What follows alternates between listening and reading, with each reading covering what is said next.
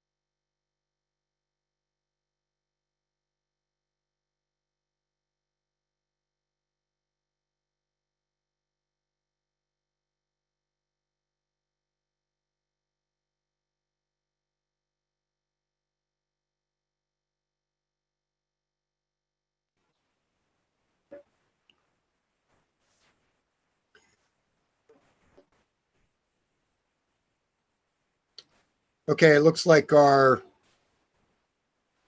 rate of people flowing in is slowing down a little bit. So I'm going to go over a few things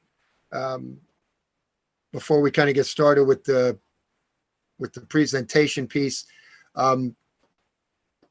First of all, I want you to know that the decision to do this was a district decision. I was informed. We presented our data to the district. I'm sure that that data was influential on their decision.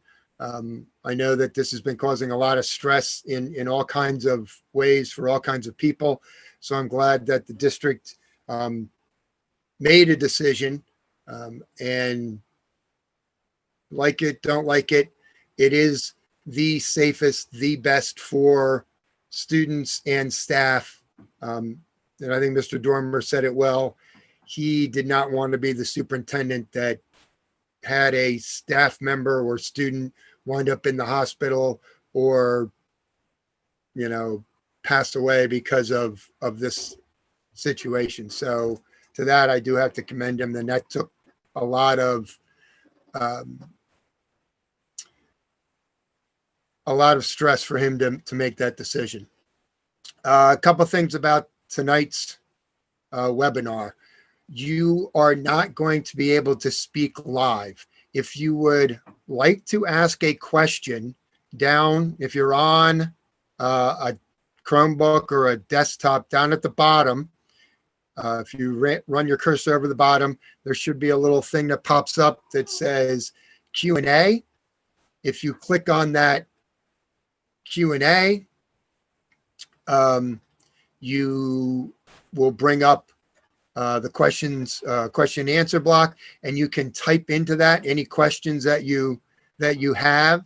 The panelists that are up there will see those Q&As and will be trying to pass them on and answer them. I also sent out that email earlier today with the questions and answer form on it. We got several responses on that too. So a lot of those questions that were asked in that vein will be brought up in the presentation.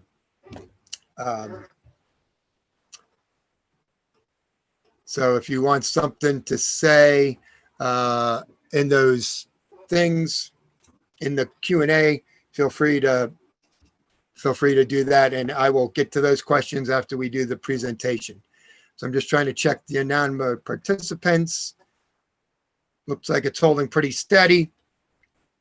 So I'm going to start. Well, first off, I do want to thank, there were a lot of people that were involved in working with the district before this decision was made. Okay, so I do want to thank all those people as well that helped me to kind of get all this going. Karen Rosenberg, our EA Vice President, Fran Tomlinson, our support staff Vice President, and then I had a lot of help from Sarah Aiello, who's our special ed and middle school person, and Maria Lobig, who's our high school liaison person, and Vicki Millard, our PSEA UNISERV, who you probably see up in the top panel as panelists. So again, thank you to all those people that you see up there for their assistance and hard work in helping me and you gather data, present data, give information to various places. All those people were also on various district committees, which some of you also were on, and we appreciate all that work as well. And all that work was not a waste, because a lot of that information will still be used in this all virtual area, or when we get into talking about reopening possibly in January. All that information and work that we did in the last few weeks will still be useful and appreciated. All right, so let me go into my sharing here.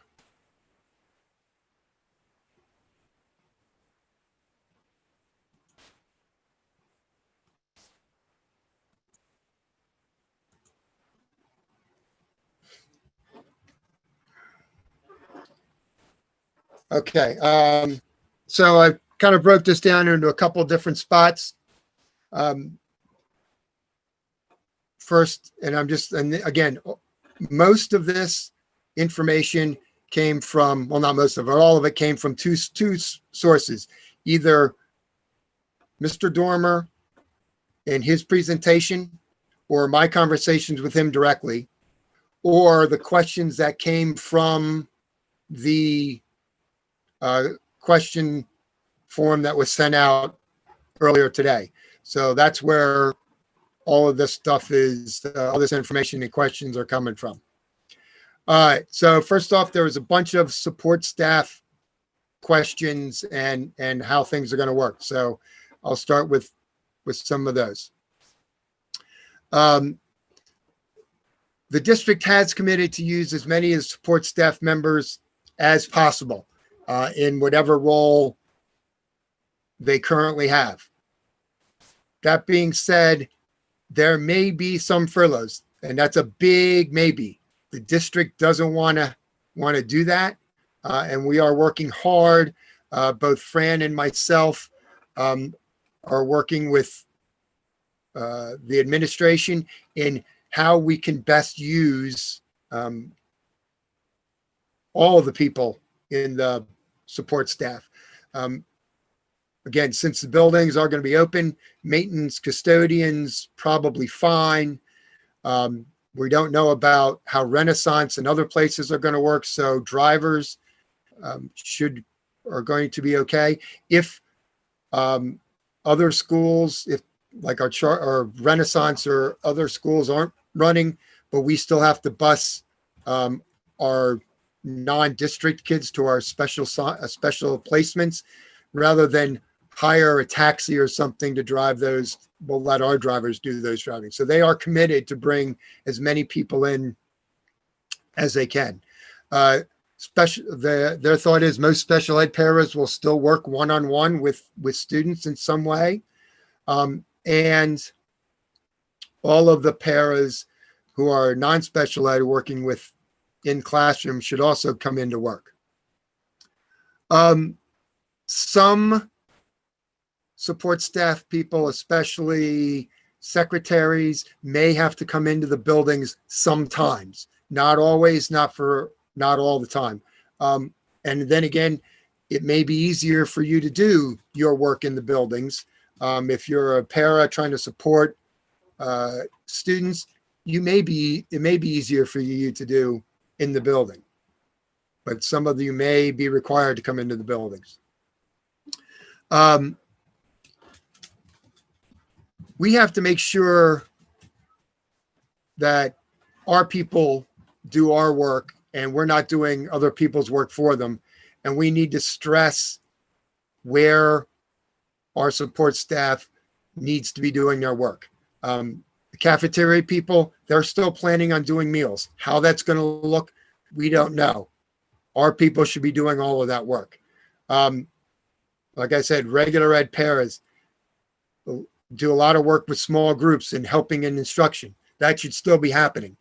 I would encourage, if you don't have one, that all paras and secretaries get a district issued Chromebook. If you need one and you don't have one, contact your principal or supervisor and say, how do I get one? Okay. So there may be some creative roles and some different things that support staff people may be filling in order to stay working and not be furloughed. We understand that may be difficult, but not being furloughed is better than being furloughed and having to buy your own benefits and not being in the district. And Vicki, our UNISERV rep, will be again working hard with us on that kind of situation. If furloughs happen and you are furloughed, that is, unemployment and stuff could be an option, and PSEA will be able to help with those situations. And you will, as always, be the first people called back. So they can't go out and hire somebody else until they offer the job back to anybody who would have been furloughed. But hopefully our goal is for that to not happen. And Fran and I and Vicki and the other support staff liaison executive board members will be working hard on trying to make that that no furloughs happen. That's our goal. And we'll hope to do that. All right, so the teacher questions. Yes, you will be able to access the building, whether you want to teach from the building, whether you want to go in and get materials. The district is asking that if you're going to come into the building, you have some type of set schedule. If your children at home are working on a hybrid model and they're going to be going to school on Monday and Tuesday or Tuesday and Thursday, whatever their schedule is, if you tell the district those are the days I want to come in, that's great. If you tell the district you want to be in every day, that's fine too. But they just kind of want to have an idea of how many people are going to be in the buildings so they can also work on maintaining cleanliness and proper distancing and capacity issues. If you come into the buildings, when you're in common spaces, you will be expected to wear a mask in the hallways, walking to your classroom, walking to the bathroom, going into the teacher lounge to get your lunch, whatever. In a common area, you would be expected to wear a mask. In your classroom, when you're 6 feet away, close your door, take your mask off to do your teaching and that kind of thing. That's perfectly acceptable.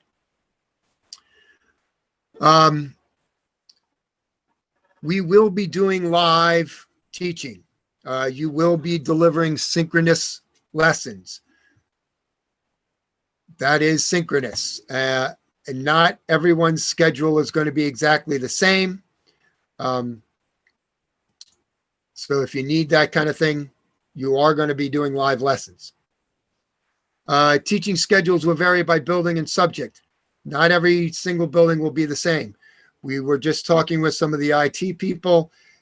There may be some efforts to try and stagger when lessons are delivered so that hotspots that the kids are going to be using and district bandwidth and everything else can be a little bit more spread out so that we don't have 500 teachers and 5,000 students all trying to access video through the district all at the same time. So the schedule will look a little different for each level and at each building. And it might not be the same for every elementary school or every middle school.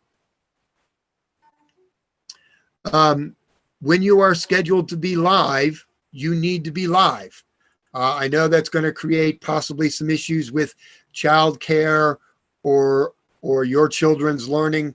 I understand that. But if we were in the buildings, you would still have those issues. You're going to have to do the best you can.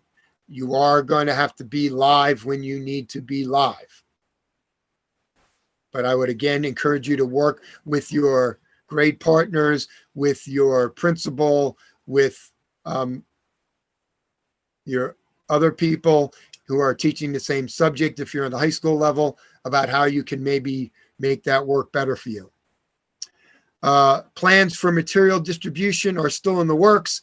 How do I get books handed out? How do we get Chromebooks to all the kids?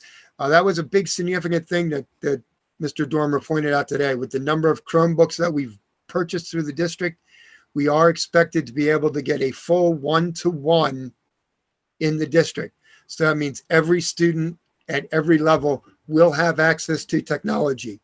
And he said it again, and IT is working on it, that conductivity should not be an issue for kids not being able to be in your classroom. So we're going to have to hold them to that. And I think the district is committed to that. As far as software, hardware, whatever you need, if you want to do that teaching in your room or even from home, the district has also promised to do as much of that as possible. So if you need a webcam, if you need a piece of software, if you need something changed in your room, ask your principal, get them to get it on a list, request that stuff. The district said they will try to provide it. That goes along with what I just said, the training and equipment. The district has also said they will be doing the training. Our 4 days of PD prior to school starting, it may look a little different. It will be virtual, or almost guaranteed to be virtual. And it will also be usually the first day we go back is usually a teacher directed day. We may flip that around and let the district flip that around so we can get 3 days of professional development on new software, new strategies, how to do synchronous learning, do all that PD, and then have the 4th day to start working with the stuff, preparing and getting ready to do that teaching. So that may look a little different as well, that first day of those first 4 days of PD. Like I said, so that will probably be flipped. We will be teaching our curriculum, not a couple people asked that. Yes, it will be our curriculum. So whatever you were normally teaching in Algebra 1 or 8th grade science, that's what you'll be teaching. It's not going to be some new canned curriculum. It's going to be our curriculum delivered by our teachers. If you had a chance to look at that document that Mr. Dormer sent out about the comparing of cyber charter schools and us, it was shocking that the #1 cyber charter school through K2 learning has 20 minutes of synchronous instruction with students. That's a crime. And that will not be what happens with our synchronous instruction. District thinks will be fully one-to-one. We said that. We have not discussed anything yet about tech school. A couple of people asked about tech school. So we don't know how all that's going to work, or the scheduling of that's going to work around high school, or whether students will be going to the tech school. That's something we haven't worked on yet. A sub situation, a lot of things people asked about: taking a personal day, taking a sick day. We've asked that question 2 or 3 times.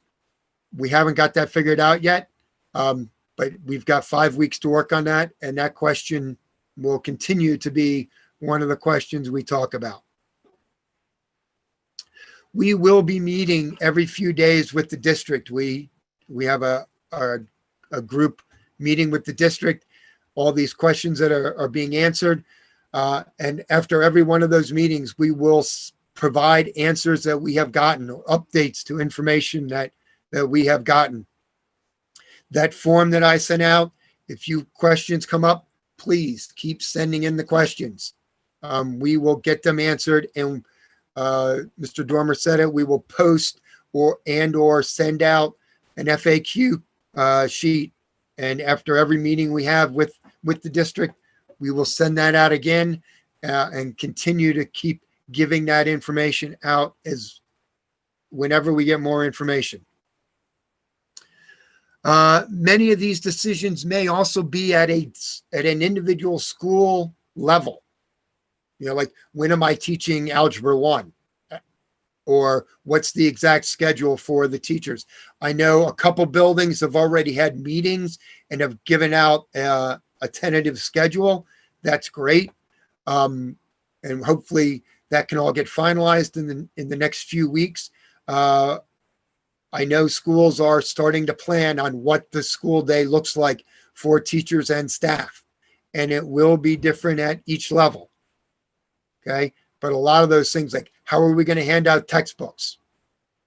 That's going to be something that may be a school-based decision. What's the protocol for people being in the building? Obviously, those are going to be kind of school-based things. There are going to be things you are going to have to do if you're going to come teach from the building. There'll be probably a temperature check station that you have to go through before you come into the building. There'll be something that you sign that says you're feeling well. Just things that we would normally do anyway that are going to still be required when we go into the buildings. And again, a lot of that will be kind of school specific.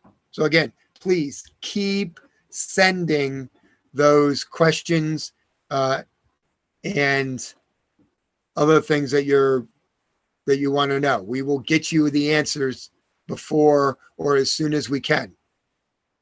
Okay. We know that there are many unanswered questions. There's going to be. We know this is stressful. Hopefully this decision has at least taken some of that stress away.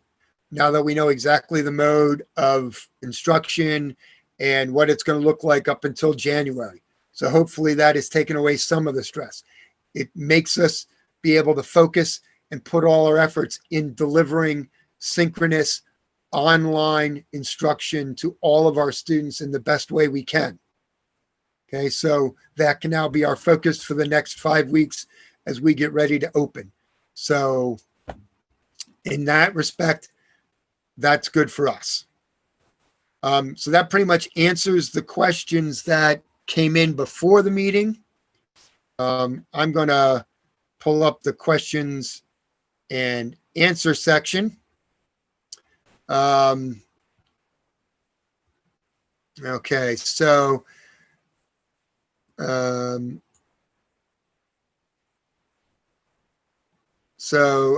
I got a few questions again, even in here, about stuff that's happening about in January.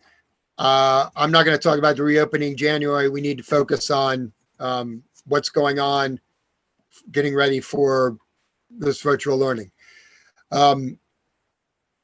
CSNs, nurses, non-traditional guidance counselors, all of those kinds of positions will have functions in the district. A lot of those will be school specific. Again, we have to work with the schools and the districts to get those things. Secretaries, I got a question about secretaries again. You may be required to come into the building some days, not every day. Again, that's something we're working out.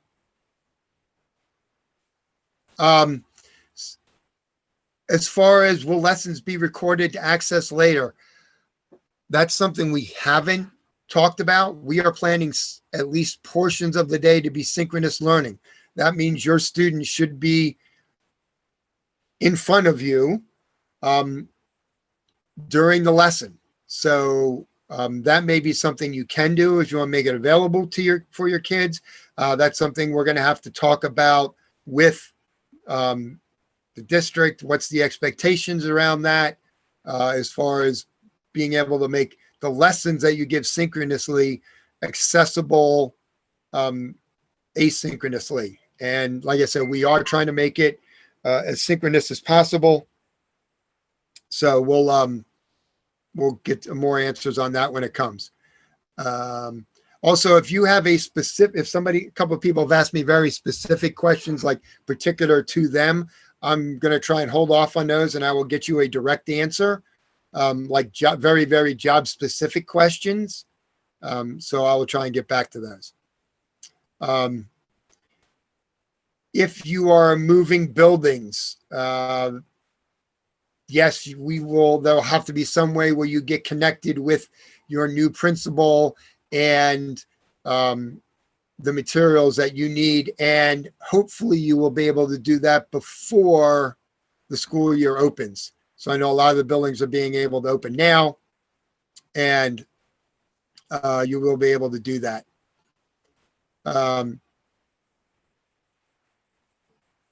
The testing issue around special ed testing, ELL testing, all those things that have to happen on his testing. Those are things that we haven't addressed yet. I know Sarah will be working on that, and we'll be working on that and how we do all that mandated stuff with special ed, like progress monitoring and WIDA testing for ELL and gifted reevaluation, all those things. Those are things we need to work on. The district does have a cyber, a computer policy that talks about things. We are going to have to add things about recording and other things that may be done inappropriately by students. None of our students would ever do anything inappropriately ever, but just in case it happens, but we will make sure we add other things in both the discipline code and the computer policy 815 that we can go about. I know we have a couple questions more about special ed, especially all the self-contained and life skills and those kind of situations. They are going to be difficult. And there are still several unanswered questions, and we will be working on those. The mode for instruction, again, that in the elementary schools up through 5th grade, they're going to be using Google Classroom primarily as the platform. As far as how we're going to do the lessons, that'll probably be through Google Meet or Zoom. Also, we have high school teachers will be familiar with the program. The name just fell out of my head. Go Guardian. Go Guardian has apparently added a web broadcasting feature, so we may be able to use that as well. So there will be options for you to use to do your synchronous learning. Screencastity, I know we had last year. I think they're still going to continue that. I think they also did WeVib, or there was another one that they made available to us. They did say the district has committed that they will continue to provide us with hardware, software, and PD on all of those technologies to make this synchronous learning platform the best for us and the students.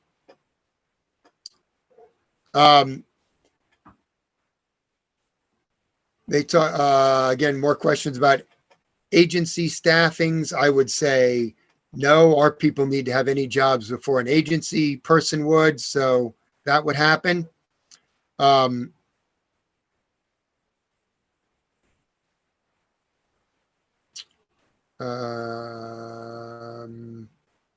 looking through the questions now. Ames Web and Dibbles elementary students, again, that kind of testing. I don't know if they're going to be required to do that or if you can do that over the web. I'm sure Karen's taking notes that she'll note about those kind of testing things as well.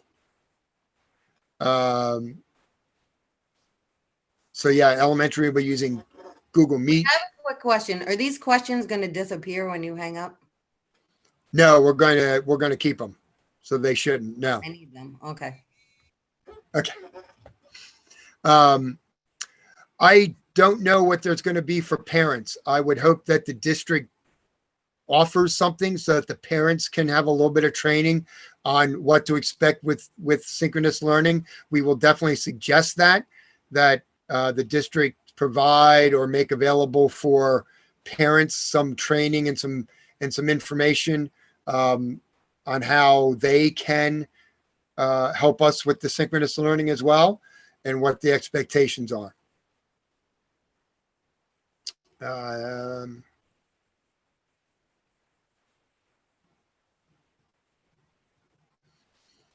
The high school will still be used, and middle schools will be using Schoology as their base platform. So if high school people were using that last year, I'm not sure how many of the middle school people were, but we will probably be using Schoology at the middle schools as well. Has IT confirmed that Zoom will continue to provide? I don't know if they've confirmed that or not, or if Zoom is going to continue to make that free and available for us to use. I'm not sure. We'll have to ask that question as well. Let me just go through and make sure I didn't miss any. Again, I know there's a couple very specific questions, especially around some support staff, and I know security asked a couple questions. We're working on that, and I'm sure Fran and I will be in touch with those people. So I did see your questions.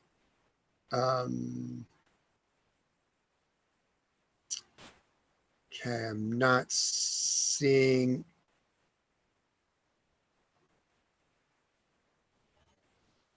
I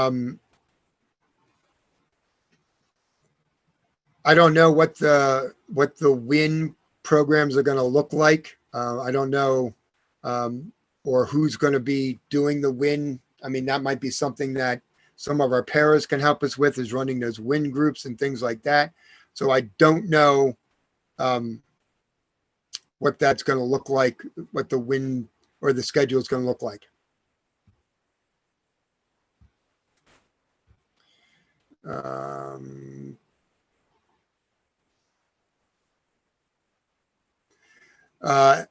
SDIs online for your special ed mainstream people.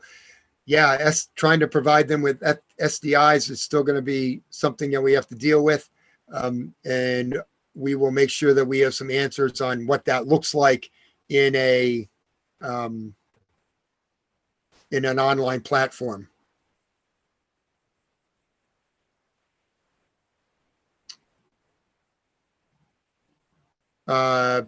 Sarah, you said you want to talk about that? I forgot to unmute myself. So I do know that answer. Miss Molitor actually said it this morning in the video. She said that your supervisor will be reaching out to you to individually meet with you to discuss IEPs and things particular to online learning, if that helps. Okay, so like I said, and on how those SDIs go into a online classroom, that'll be, again, we'll have to work on that.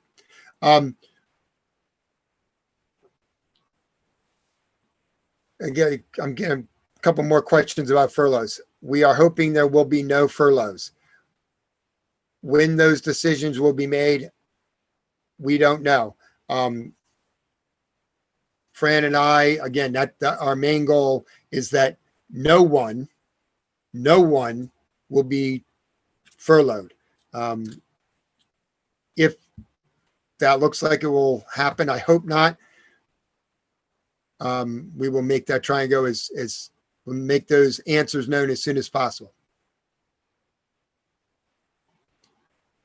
Oh, absolutely. Somebody said, will we be spending time teaching our students how to do online learning? Absolutely. You're going to have to, and hopefully the districts, the PD that the district's going to provide will have some of that information, how to engage your kids and teach your kids to follow and do online learning, because they're going to need to know that. So yes, I would absolutely expect to spend time in the first couple weeks teaching your kids how to be online learners.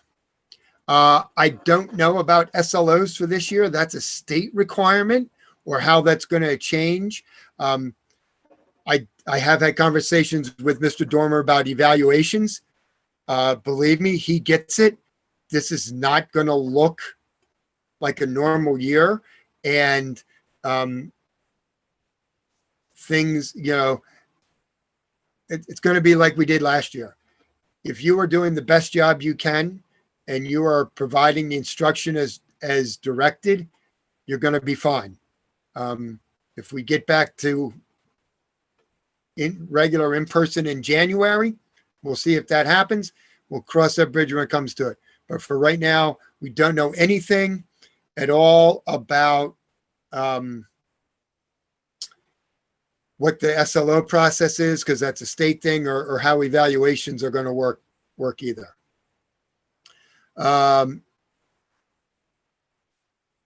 There will, yes, thank you. A couple of support staff people, also custodial.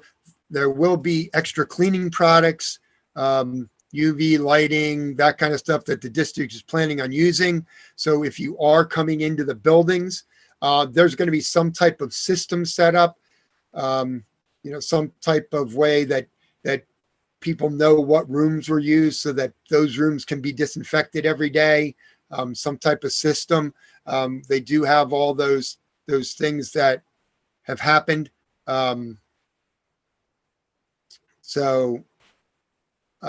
Thanks for that question. But yeah, the support staff will be having extra cleaning products and stuff available. Question about us taking a pay, not freeze, a pay delay, was for furloughs in the EA side. So that is still in effect.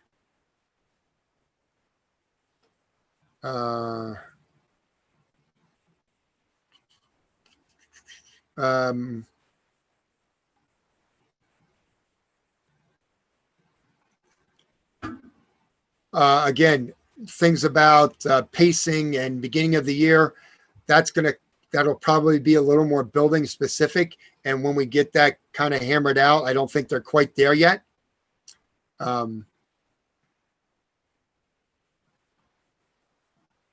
That's a good question. Somebody asked about if people want to retire and not teach virtually.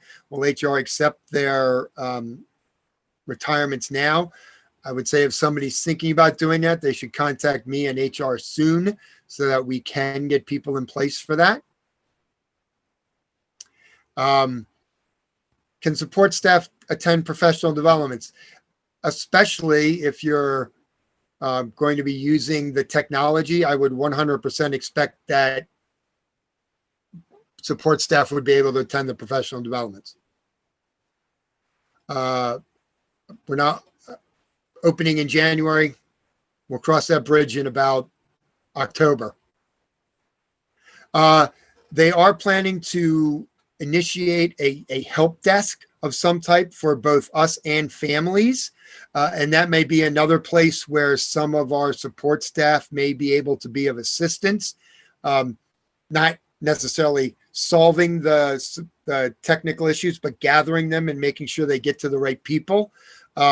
So they do plan on having some type of help desk available for our kids and families a little bit more than they have now.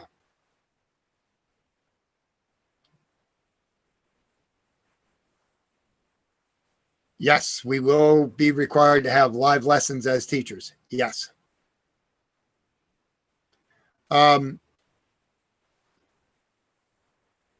The turnaround time for getting stuff back to students, emails, etc., I think would still be as soon as possible, same as it was any other time. Our 7.5 hour day is not going to be 7.5 hours of synchronous learning. And they've already said that. There's going to be time for us to work individually with kids, prepare lessons, answer emails, grade papers, all of that kind of stuff. There is still going to be that time in our day. We are not going to be live 7 hours a day instructing kids on the computer. Okay, so that's not going to be what it looks like. Report cards and grading periods are going to be the same. We have to talk about what the grading system is going to look like, and that might be a level decision rather than a district decision. The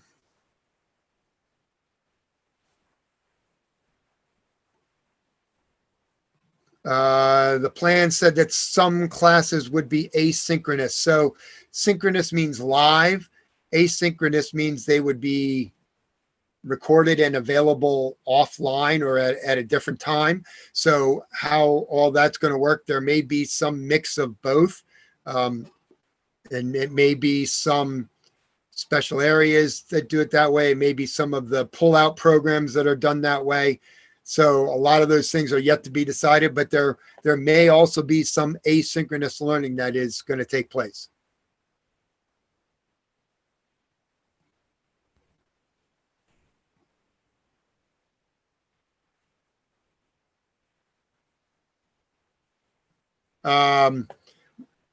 I don't know at this point. There's a question about would there ever be an incident where students can come into the building individually? Right now, that answer is no. At this point, staff only would be the only people that were ever in buildings. IEP development, again, all that time, you're not going to spend all 7.5 hours doing synchronous learning. Some support staff will be going into the buildings.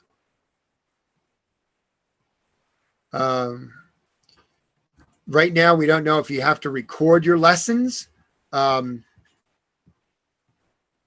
may want to. That may be up to you.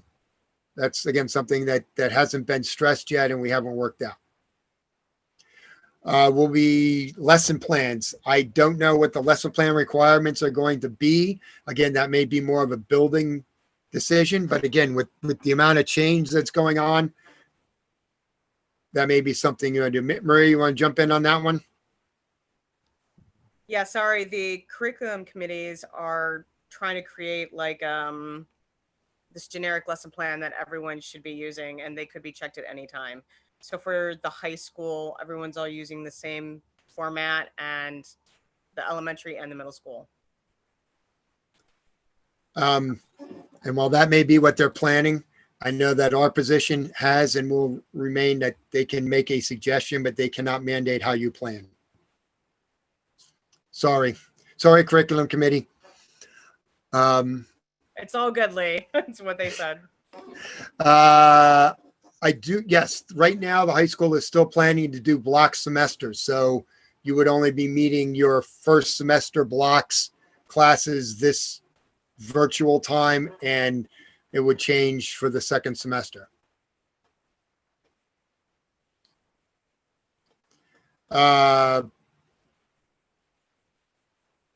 Yeah, I don't know what the new Family Welcome Center is, but as far as I know, if that's talking about what's going on at Roosevelt, that's a different program, and I'm not sure about that. So I'll have to check on that. The first week of PD, I'm not sure about how it's all going to be. I believe some of it will be live and virtual, and I believe some of it will be asynchronous that you can access at any time. So if you wanted to get it done earlier, you may be able to get it done earlier and get started on that. I know some of the how to teach online kind of things are going to be done by the IU, and they may be available online that you could start looking at them now and working through them as we've done in the past. So that just may be something you'd be able to do. I've heard about recording lessons in case a child is absent. Again, that may be up to the individual teacher. We have not been directed that we're going to record every lesson. I'm not sure IT could handle if every teacher recorded every lesson. I don't know if they have enough storage to do that.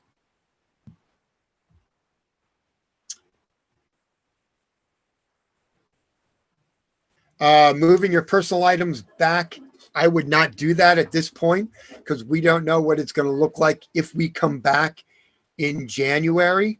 Are we still going to be under 6-foot restrictions? Are all those restrictions going to apply? So I would not start taking any stuff back to your personal items back to school or putting them in your room.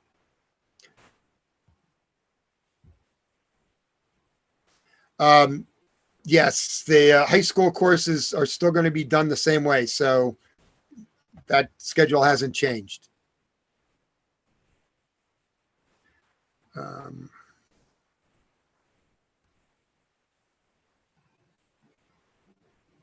Okay, so I think that's all the questions that I have in the